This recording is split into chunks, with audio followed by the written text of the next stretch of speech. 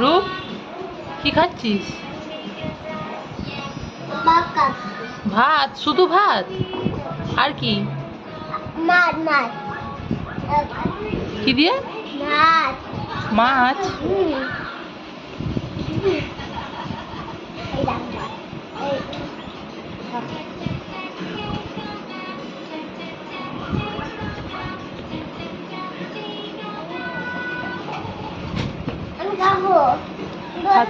ভাত খেতে পারিস? এদেশি তুই ভাত খেতে পারিস? কই খেয়ে দেখা দেখি। আগে মাছ খাই পর আগে ভাত খেয়ে দেখা।